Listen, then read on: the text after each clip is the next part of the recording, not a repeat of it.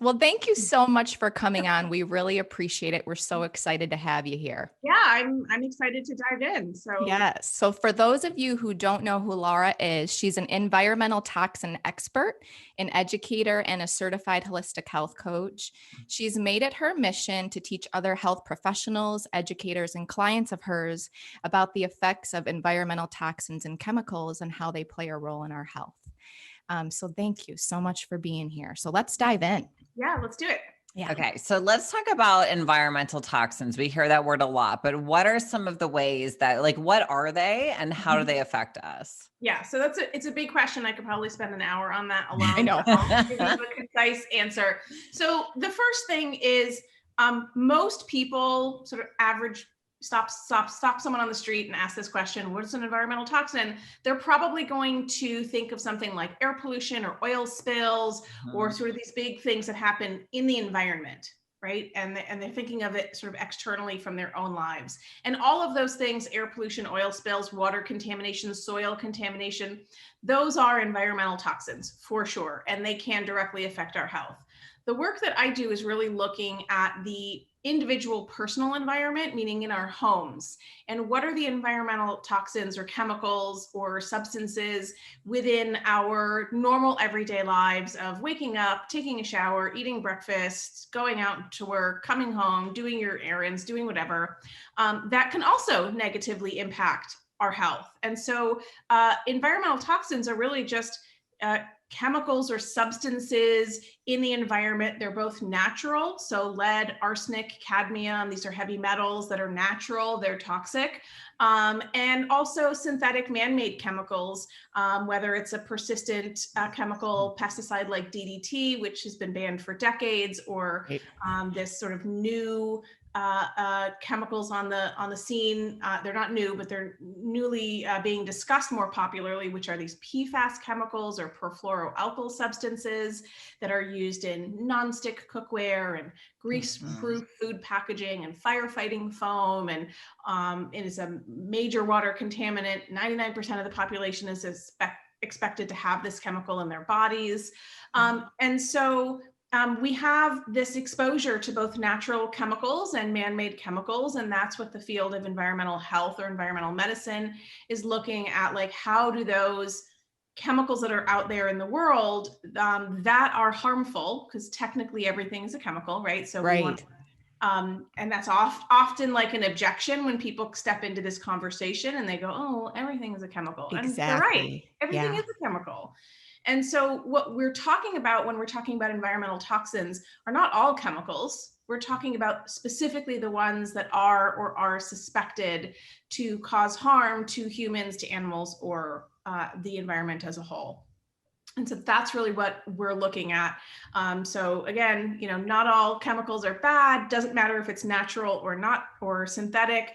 But we also know that these chemicals that are in our environment are making their way into humans. And when we do research into the potential health effects of those exposures, we do see that there is a lot of data in the literature that's showing, they're a very significant contributing factor to a lot of the chronic illness that we deal with, and in some cases can be the causative factor of these health conditions. And, I mentioned PFAS chemicals being suspected to be present in 99% of the population.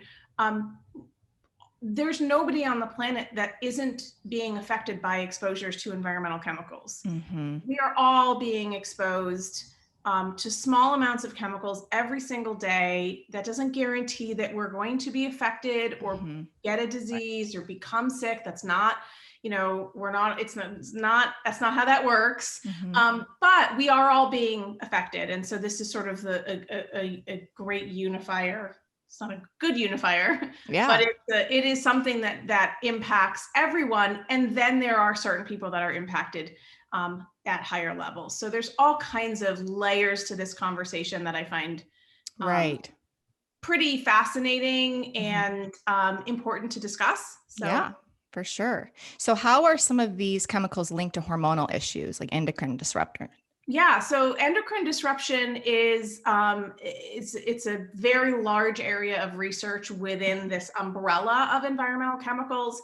Endocrine disrupting chemicals are basically chemicals, again, synthetic or natural. So it's, I think in the wellness space, we tend to kind of move towards the, like, if it's natural, it's safe and it's better. Right. And that's not always the case.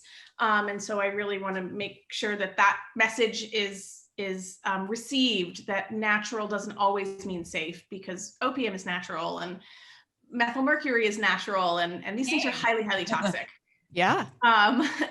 And so there are a lot of chemicals, both synthetic and man-made. To date, there's been about 1,000 that have been identified. My hunch is that as we do more research, we'll learn that there are many more that have the ability to interfere with the endocrine system, our hormonal system. And they can do that through lots of different ways. Some of the more obvious ways that they can do that is through the sort of masquerading, meaning the molecule of a specific chemical, whether it's diethylstilbestrol, which was a drug that was used in the 1960s and 70s, I think it was banned in 70s, and things like BPA, the molecule of that chemical is almost identical to, say, estradiol, right? Our primary female sex hormone. And so the body can't tell the difference between a naturally present, supposed to be in our bodies,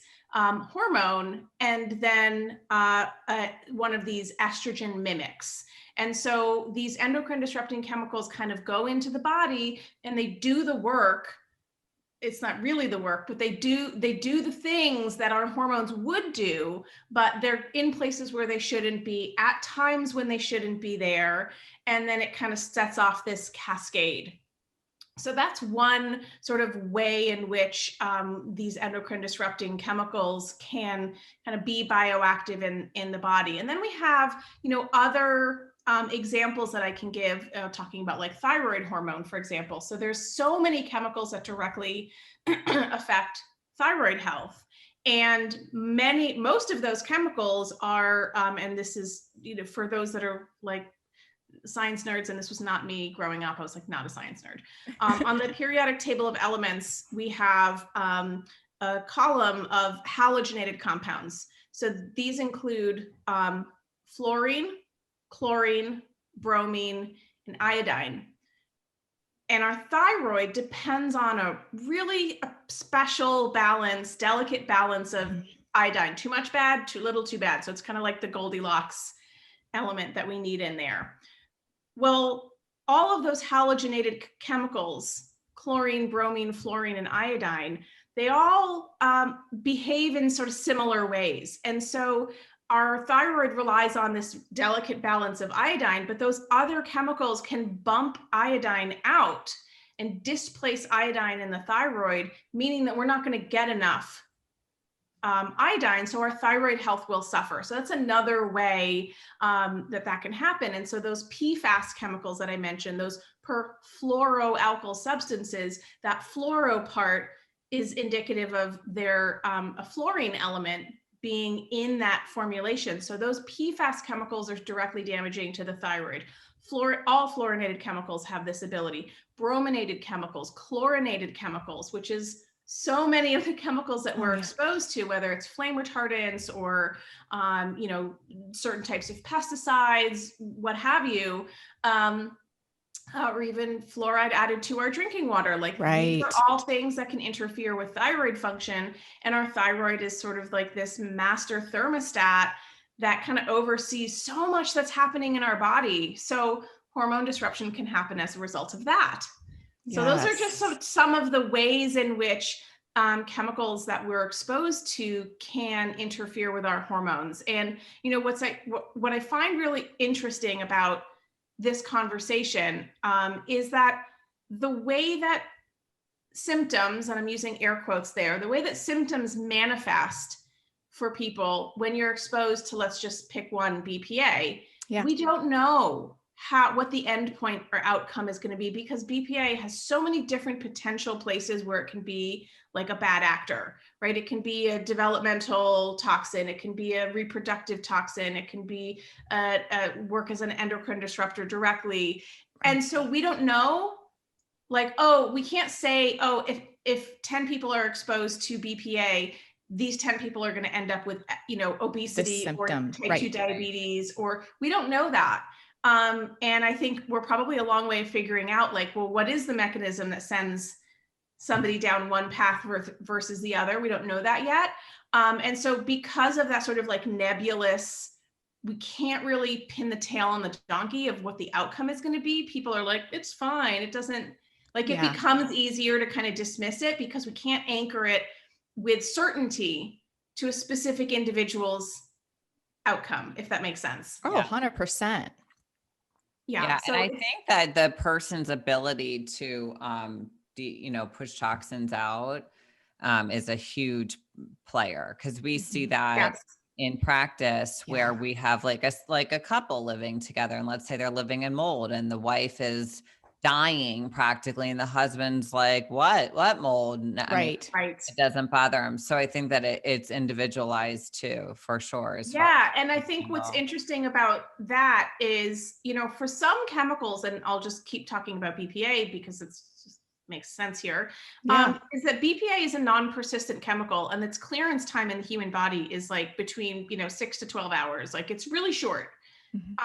And that's sort of like its half-life is real short. So our bodies, just even if they're not optimal, right? And most people's bodies are not optimal, are probably going to do a pretty good job of clearing BPA.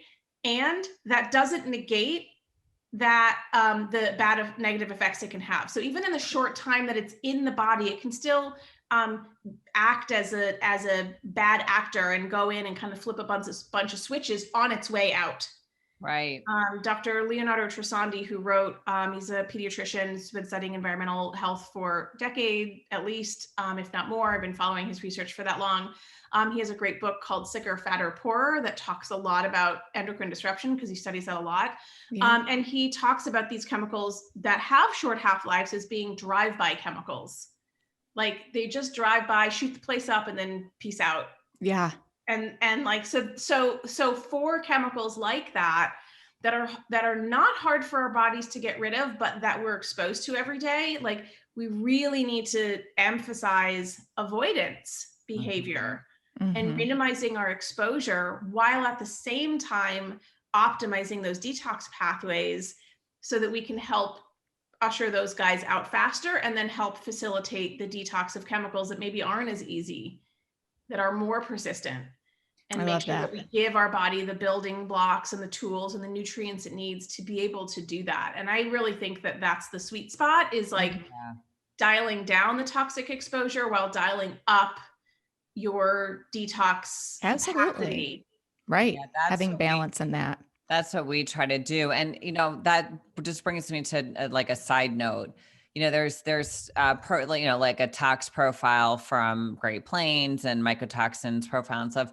But, sometimes I think about that and I think, well, this toxin may have gotten in and gotten out, but it's a snapshot in time. Absolutely. Exactly. Showing up on the test, it doesn't mean that it didn't do something to this person that's in there still bothering them. Right. And I mean, even those tests, those testing companies will tell you, although they kind of put this in the real small print, in order for this test to be really valuable, you need to do like 3 or 4, right? Because a single test is just a snapshot in time. And if you have a persistent chemical, okay, then that's going to show up because it's a persistent chemical. It's not going anywhere. But those non-persistent chemicals that they're measuring, maybe you pumped gas the day before you ran your test. Maybe you ate some canned soup and you didn't even know because you ate out at a restaurant and turns out they're just using canned soup. Such a good point. Like, you don't know. And so I see people, there's that where people are like, oh my God, I have really high levels of BPA. And I'm like, okay, well, that doesn't really tell us much. Like, maybe it does. Maybe, but like, in order for that data point to make sense, you need the context of other data points around it. And those tests are expensive. So people don't do that.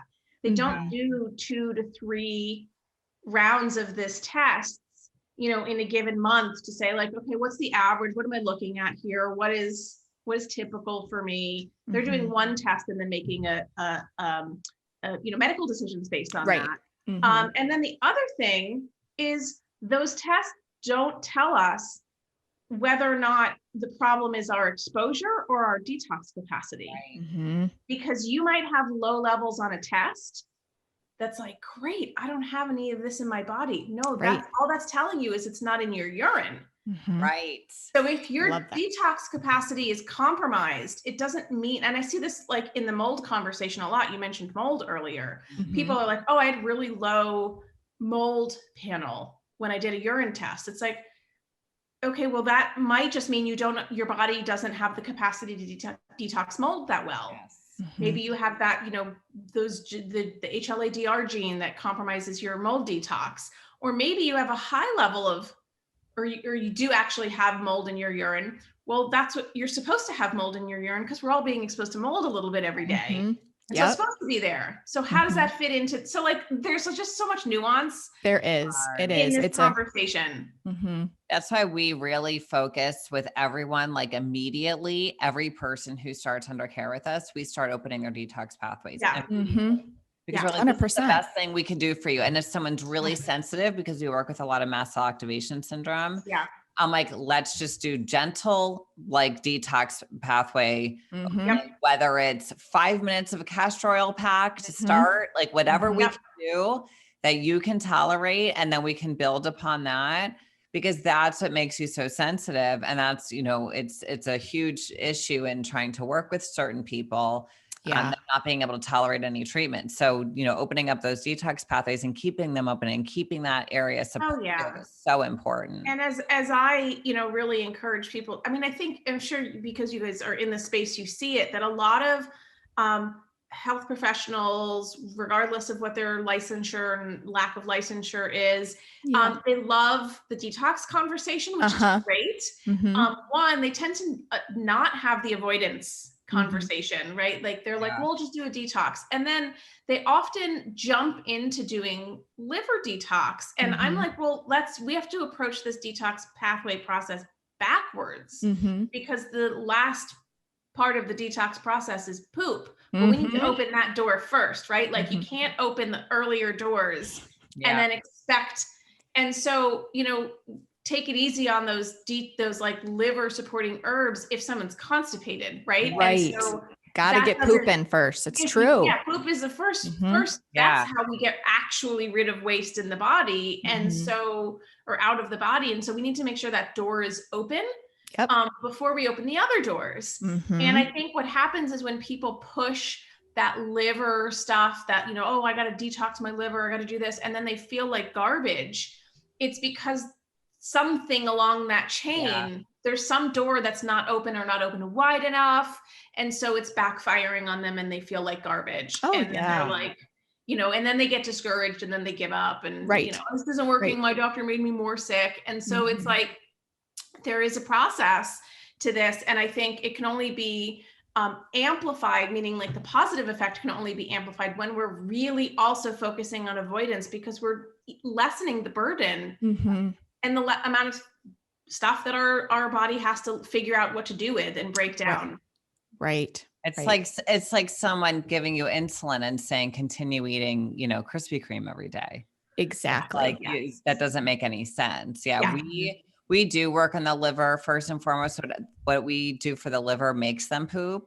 So we're kind of hitting it together, because we're like, we need to make sure you're excreting stuff and not just circulating. So and I think that's so important for especially these like fat-soluble toxins, which many of them are, because they have the ability to get recycled back into the body. Like if you don't have good bile production, like you're not going to be able to, you're just going to recycle that.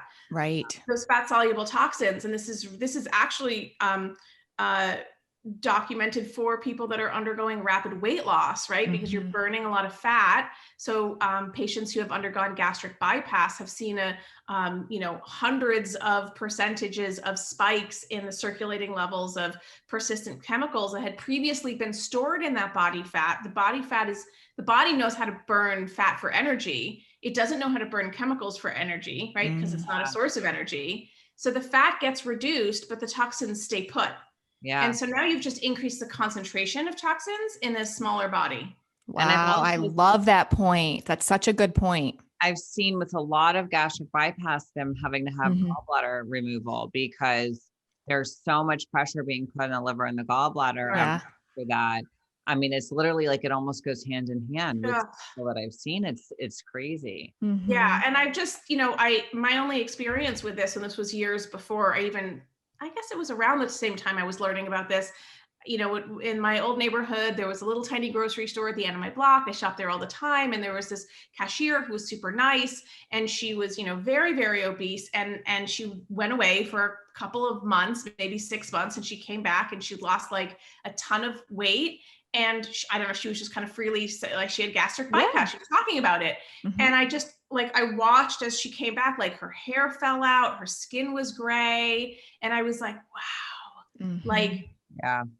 That's just your body so struggling to keep up with the amount of toxicity that's being dumped. And so, I know we're not here to talk about weight loss, but like if people are embarking on a weight loss journey, I always recommend like really support your body's detox and then go slow. Yes.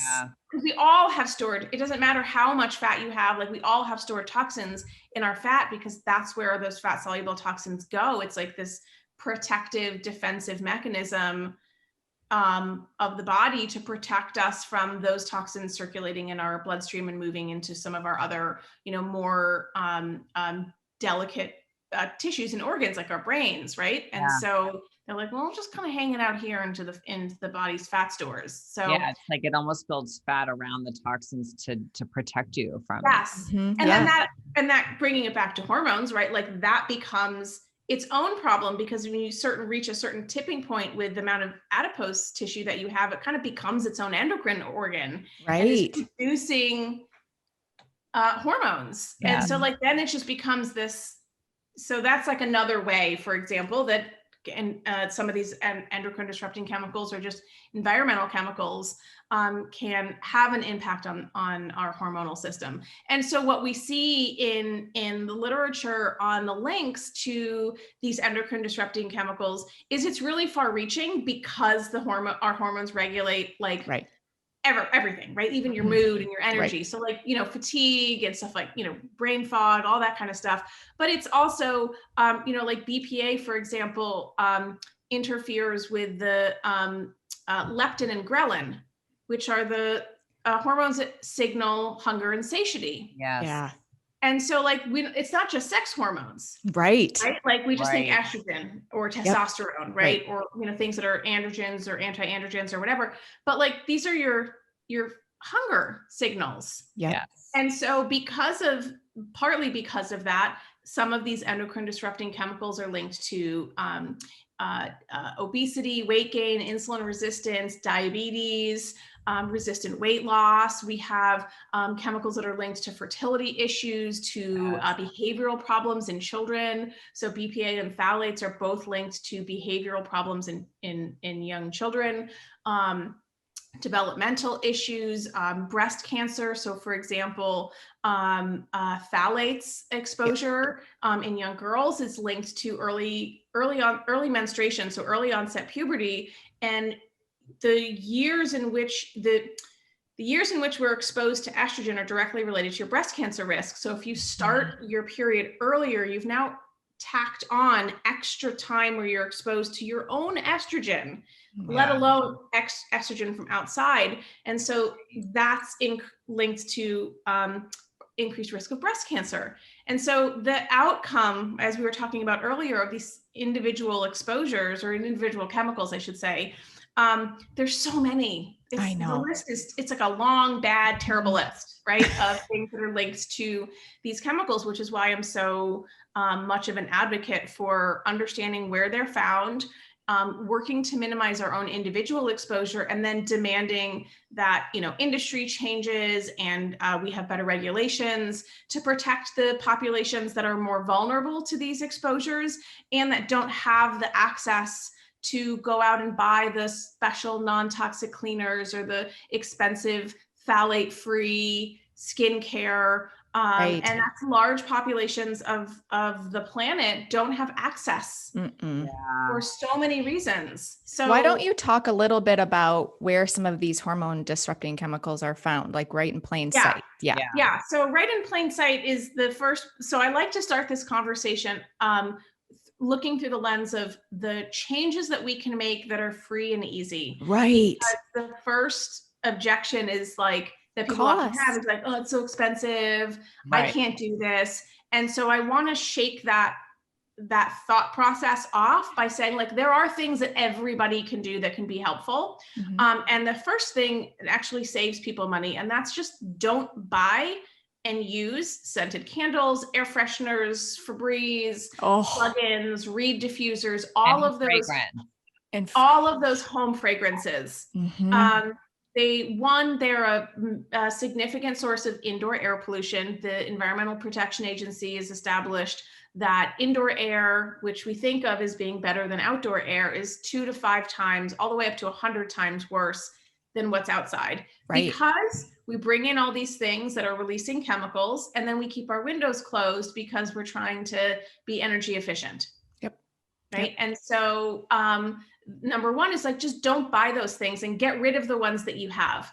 So even if you're not burning a scented candle, if it's there and you can smell it, you are just get rid of it.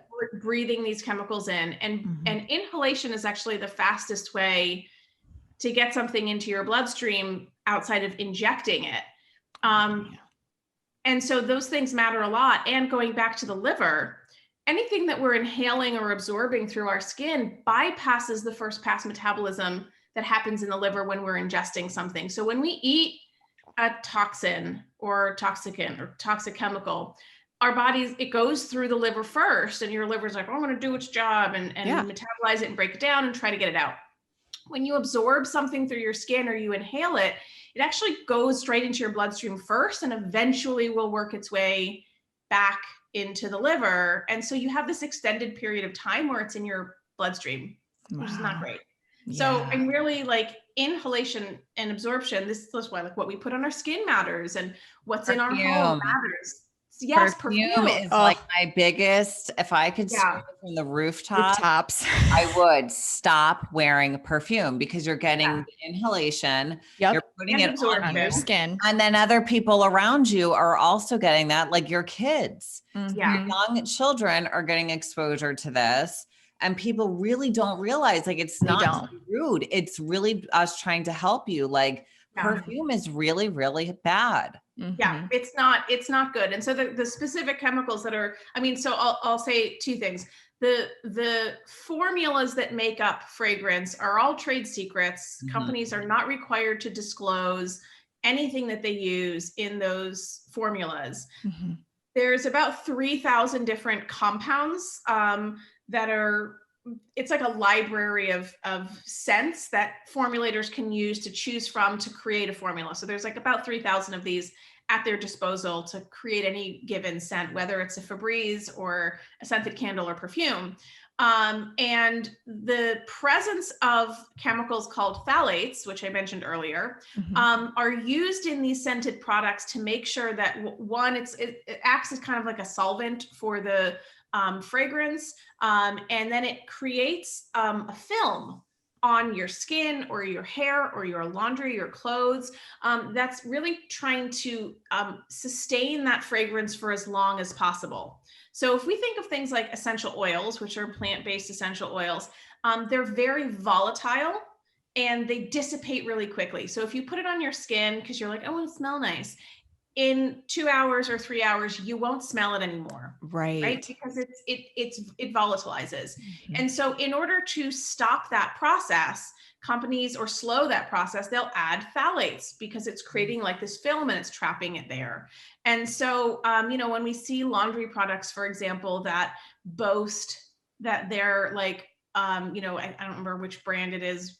I don't even know the names of the brands anymore. I forget. But like they have like dryer release scent beads. Right. And they're like bragging that like in 8 weeks after doing laundry, you can still smell it. And I'm like, that's not a brag. That's, you've probably just jacked up the amount of phthalates and the amount of fragrance. and it's really bad. And so we are being exposed to these phthalates all the time. And so just getting rid of the scented products that you have will save you money. Just don't buy them anymore. If you really want your house to smell a certain way, get an essential oil diffuser, Right. and just keep it simple. And then also take it easy on those. Yeah. People go way overboard with those. I know they do. I use a little bit, like sometimes. And I can tell you 2 hours, I would be lucky if this probably smells on me for 10 minutes. I mean, it's just I can't keep this smell going all day. I wish I could. know. I love that Endoflex. But sometimes I'll use it like peppermint for like a headache or something like exactly.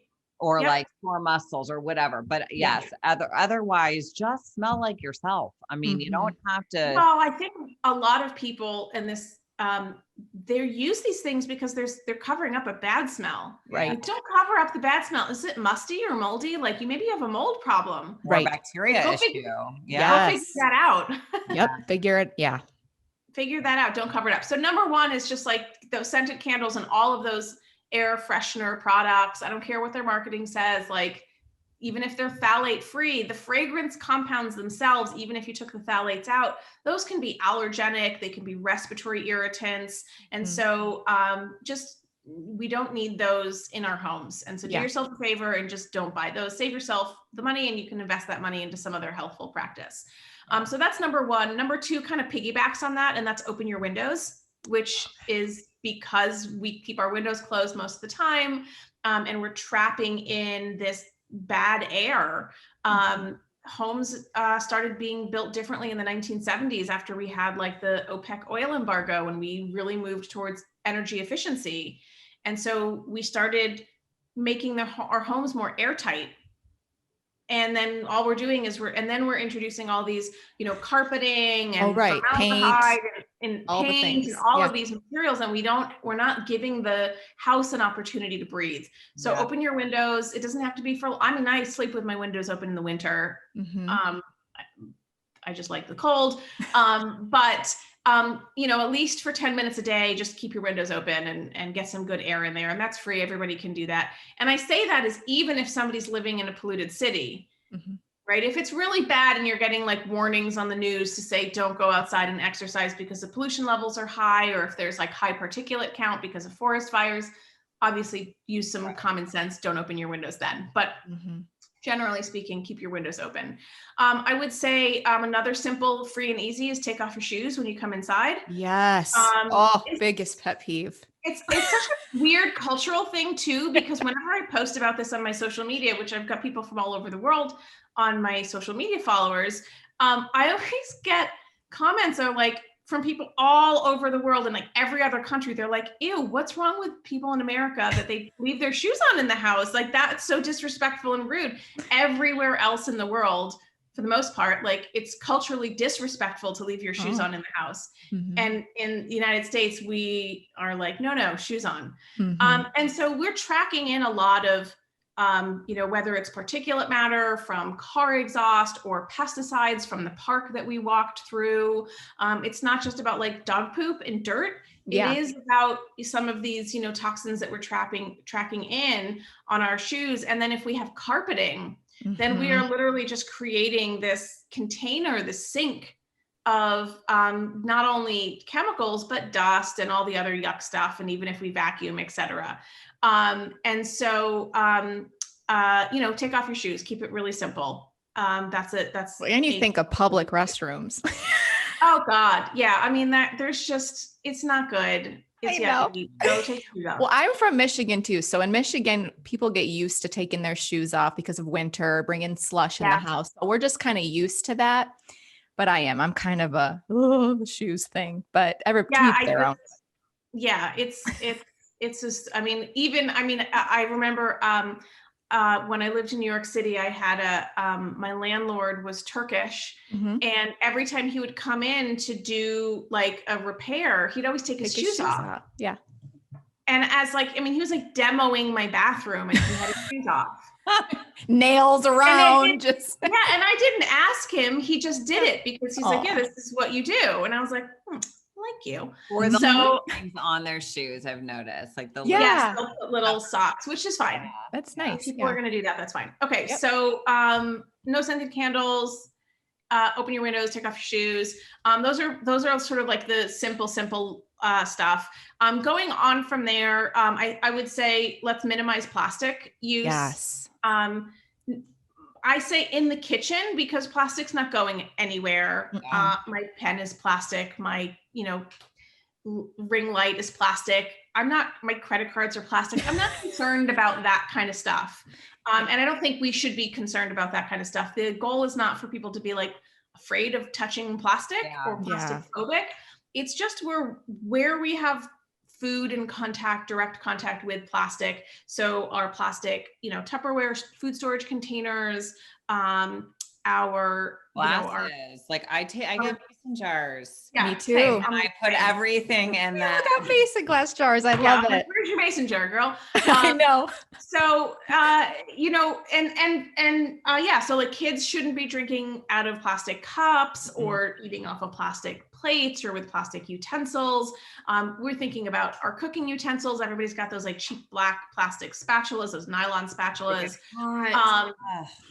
Yeah, I mean, and it's also, it's our pasta strainers, it's our measuring cups, and all that. It's just we're surrounded by plastic in the kitchen, and the problem is that the chemicals that are in plastic can migrate out. They do that on their own. They do that more in the presence of heat, oil, acidity, and abrasion. And cold too, like if you freeze plastic, it does that as well, which people don't realize. I haven't actually seen anything about freezer use of plastic increasing migration. Yeah, I mean, I don't know. I couldn't name a study I've seen, but I've read about it many times about how, you shouldn't freeze like plastic Ziploc bags, people do that, or taking your Tupperware and putting stuff in it and freezing it. You should use silicone or glass instead. Yeah. I mean, I imagine that the repeated freezing, cooling, warps just the exposure. is going to stress it. But I think of the way that, from a basic sort of physics perspective of when we heat molecules, they move around faster, and when we freeze them, they move around less. So I generally am not as concerned about like the plastics that your bag of frozen fruit comes in. Okay. I'm more concerned about the plastic that you're putting your hot soup in. And we see that, for example, canned foods, which are like canned soups and things like that, especially if it's a tomato-based soup, it's going to be acidic because tomatoes are acidic. It's usually, there's some fat content in there and olive oil, something like that, depending on what the food is.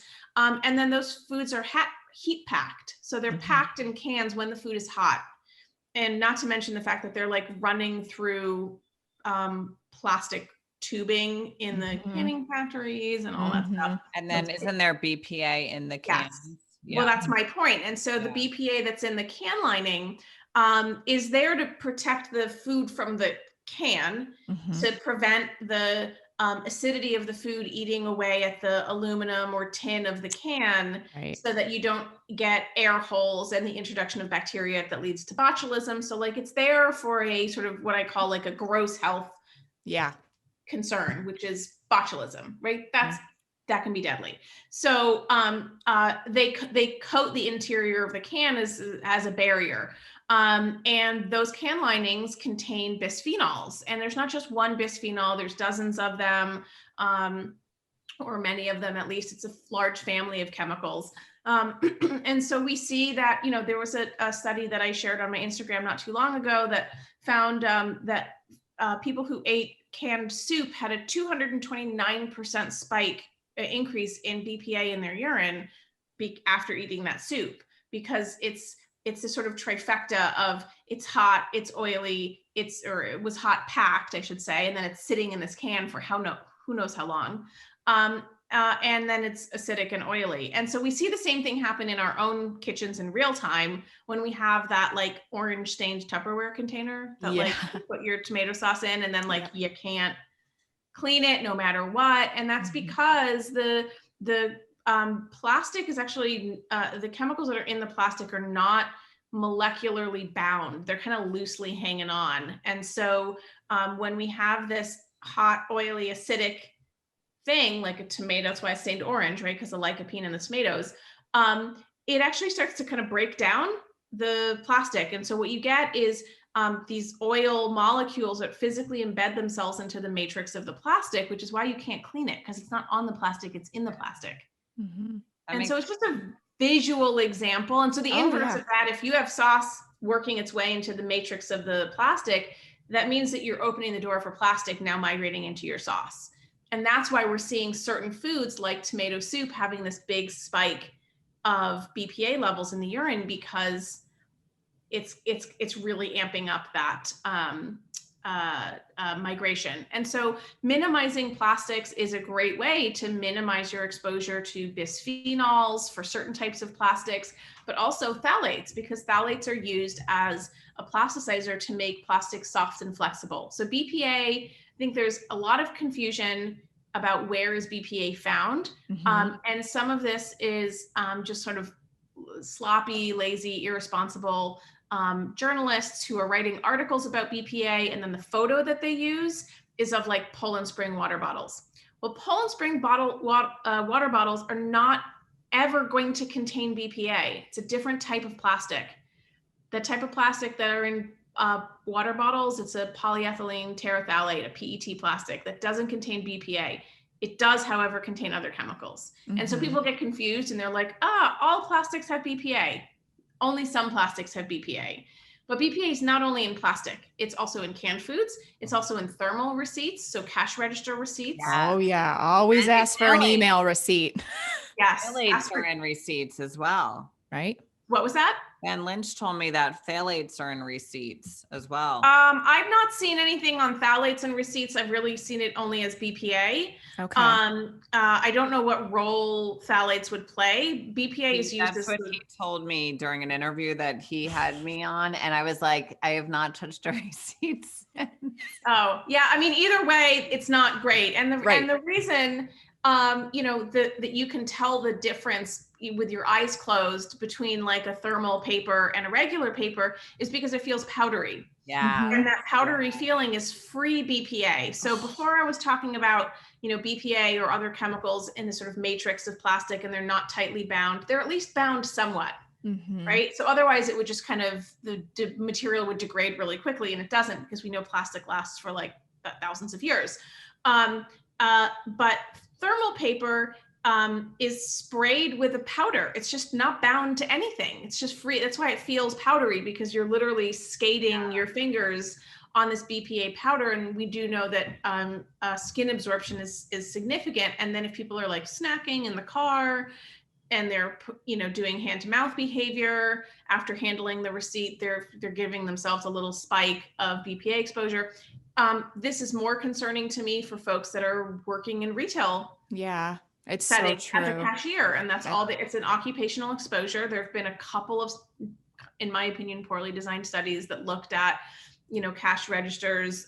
They did, urine samples before shift, during shift, and after shift to see, and they did, even in this, again, what I thought was a poorly designed study, found these spikes. So it's like, okay, you're getting exposed every day on the job at levels that are probably higher than the rest of the population. So that's an important area. So minimize plastics in the kitchen, switch to glass to store your containers, use stainless steel, utensils, and wood and bamboo. These materials are better.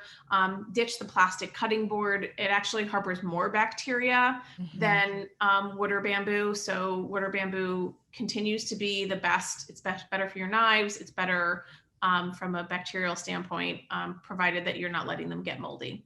Good, what do you think about silicone for, utensils, Yeah, I think they're okay. So I'm not, I tend to be a little bit more kind of nitpicky about some of these products. Yeah. I'm fine with silicone use that's in the freezer, in the fridge, or that's like room temperature warm use, like a spatula. Like it's not going to be in the oven.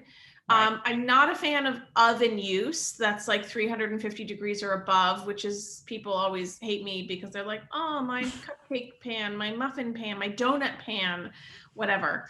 My Silpat mat, and I'm like, sorry, is that there is some research that at higher oven temperatures, silicones can release compounds called siloxanes, which the European Union has flagged as potential endocrine disruptors.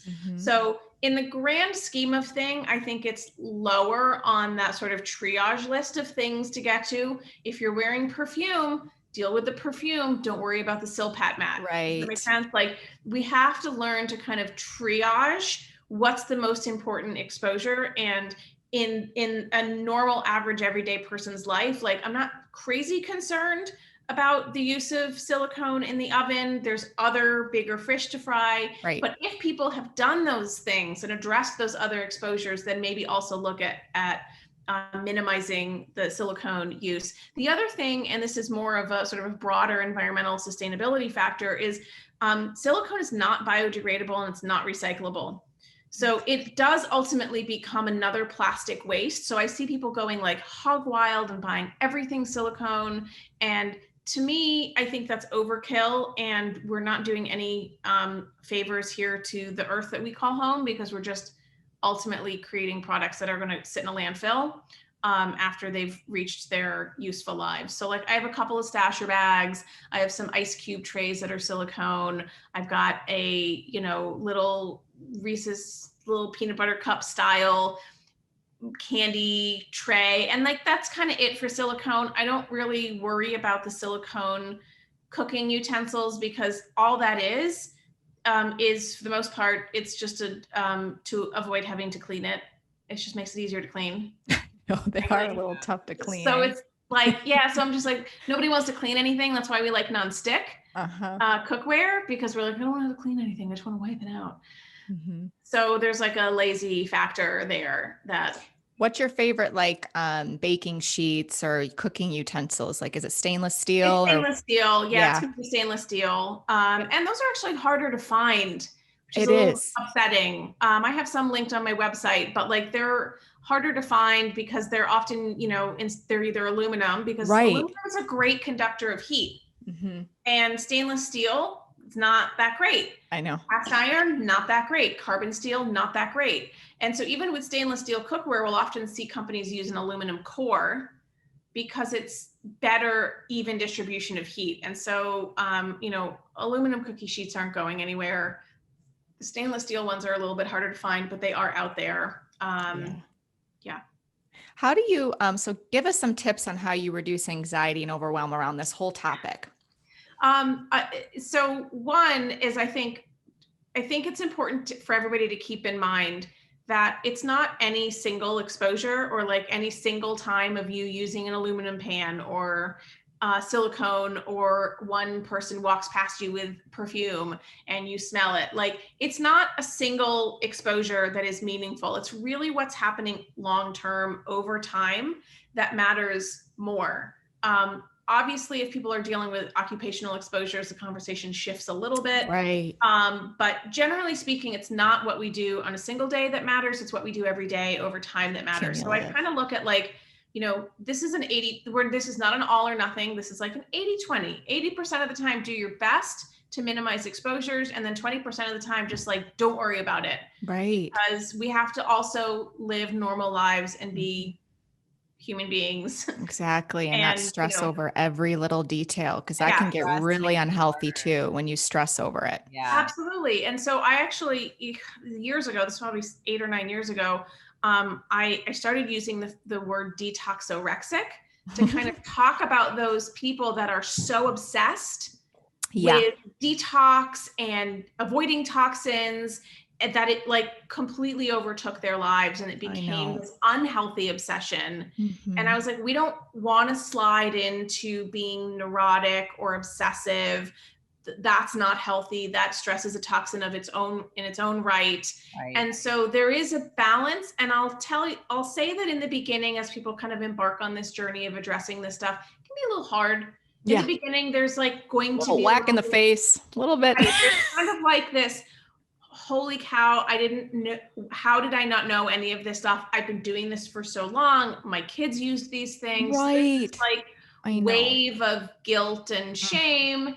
And, you know, we can't change what we can't expect ourselves to know. I mean, look, we had a couple decades ago, we had doctors telling us that smoking was good for us. Right. During pregnancy. Right.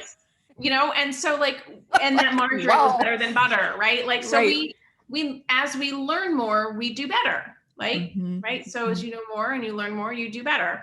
And so one is, I would just say, like, don't worry about the individual exposures that you might be getting here or there, but just work collectively to kind of reduce them over time, and keeping in mind that this is a journey. Yep. You know, it took me 7 years before I was able to replace my bed because it was really expensive. It is expensive. It really is. Yeah. And so, you know, and I'm still working on like, you know, constantly like, oh, well, now that that's done, let me get something better. And so that kind of leads me to my second point is like, don't feel like you have to throw everything out, with the exception of scented candles and air fresheners and perfume. Just I know, like the easy stuff, just go ahead and pitch it. Let it go. Yeah, like that's, and if you feel, somebody feels inclined and they have the resources to do that, to go replace everything, fine, feel free, go do it. But it's not an expectation. So use your shampoo, and when it runs out and you got to replace it, that's when you replace it with something better. So it's a slow phase out process that kind of helps to tamper the anxiety and overwhelm of feeling like you need to do everything at once. And then the other recommendation is, like I said, start with the things that are free and easy, and make progress there. So that's kind of a you know, a low hanging fruit. You know, everybody can take their shoes off. Everyone can open their windows. If you don't, you know, I've even said like I mean, mason jars are cheap. Great. They're really inexpensive, but even people, you know, you can reuse a pickle jar or a pasta sauce jar or whatever. Condiments, like reuse condiments. Yes. Pickles so long as they're glass. Yes, exactly. As long as they're glass. Yeah. And then, you know, pick one room at a time is kind of to systematize the process and say like, hey, maybe for the next 3 months, I'm going to work on figuring out like what's in my kitchen and what can I, you know, work on to start making healthier swaps. Maybe it's food, maybe it's moving into more organic food to minimize that pesticide exposure. Maybe it's looking at replacing my nonstick cookware with something that's, you know, not going to release PFAS chemicals into my home. And so this is a systematic process of kind of like looking at what's in your kitchen, what can you work to replace or, you know, move. I always, you know, I with things like our plastic Tupperware containers, like I mentioned earlier, like we don't need to be afraid of plastic. We just don't want them in contact with our food. So move those to your garage to organize nuts and bolts, or throw them in a kitchen drawer so that your rubber bands sit in them so they're not floating around. Like you can repurpose some of this stuff so that it doesn't just end up in a landfill and then you're not buying anymore. That's a great idea. You can like find new homes for some of these items that you're like, I can't believe I, you know, stored my food in these, but I'm going to go store broken crayons for my kids. I'm not concerned about that. So one room at a time. So start with the kitchen. I find that to be the easiest room. And then if people want to look at things like their personal care products, right? Their makeup, their deodorants, their shampoos, and then maybe move on to household cleaners. Like those are kind of the areas that are more accessible to folks. And certainly, you know, people can continue on this journey and look at furniture and carpeting, clothing, textiles, like it's endless. But starting in the beginning and just kind of taking your time and knowing that it's a journey and it's a process. What are your thoughts on air filters? Really quick. Yeah, I mean, I'm like, how much time do we have really quick? I know, really. I think that if people can afford them, get them. If you can't afford them and you're in a situation where you have really bad, particularly particulate pollution, so either in a really polluted city or in a situation where there's forest fires, you can build a really inexpensive, like under $40 or around $40 box fan air filter using like a $20, you know, cheap window box fan and 1 or 2 furnace filters, like MERV 13 or 14 or higher furnace filters taped together. And people can Google that. There's instructions online of how to do that, but those are really effective. I live in Oregon right now, and, we're going to be approaching forest fire season. Right. And I think the box fan, air filter, the 1 inch by 24 by 24 inch standard furnace filter size filters are things that everybody should have, like in a basement or a garage. For $40, you can make a big difference in an emergency situation like that. So, when we had the forest fires last year in Oregon, it was really, really, really bad. And it hung my around. mom's in California, so I feel you on that. Yeah. So I think air filtration is a really good idea. I think that there's a lot of confusing marketing out there for air filters. There's a lot of deceptive marketing for air filters. The short answer of what's the best kind of air filter is A, the one you can afford. And B, ideally it will have both HEPA filtration, which is really necessary for capturing particulate, but also have a substantial amount of activated carbon, because that's necessary to capture VOCs, gases, whether it's off-gassing from, paint or furniture or whatever. Right. And so for people that are chemically sensitive, that part is important. Some filters are really good at particulate capture, but terrible at VOCs. Others are really good at VOCs, but not as good as particulate. And some are great at both. So you really have to kind of do some digging. It's slow to be birthed, but I am working on a air filter resource that kind of breaks down all of those very cool different criteria and things to think about. Awesome. Thank you so much. Yeah, you're welcome. Well, where can we find you? People can find me on my website, which is just laraadler.com, or over on Instagram. I am at Environmental Toxins Nerd. And there's tons and tons of info there. At this point, we're getting close to 1,000 posts. So lots of content there for people to kind of peruse and learn from. And it's not all I always have these interviews with a smile on my face. I fully recognize this conversation can be heavy. And so, take your time going through it all. Yes. Yeah. Well, thank you so much. This was so great. Yeah, you are so welcome. I'm obviously I've been doing this for the last 10 years. So I'm, really wanting to advocate for more awareness, and a more, comprehensive understanding of the risks and what do we do about it, and kind of stepping out of the fear mongering side of the conversation that's often had in this space is just not, I think. I love it. Love it. It's so needed. Yeah. Cool. Well, thank you guys for listening. And if you liked this episode, please leave a review. Reviews really help us to be able to have this show continue. So, and don't forget to mention this episode, because we want other people to listen to this episode. And if you know anyone that, could benefit from hearing this, because a lot of people really don't understand. They don't know what the things that they're putting on their body or what they're using is really doing to their health. I would highly recommend sharing this. So thanks everybody for listening. And thank you so much for coming on. You've been amazing. And you really took a very complicated subject and simplified it as much as it can be. It's very detailed. It was great. Yeah. Well, thanks for having me again. Yes. Take care.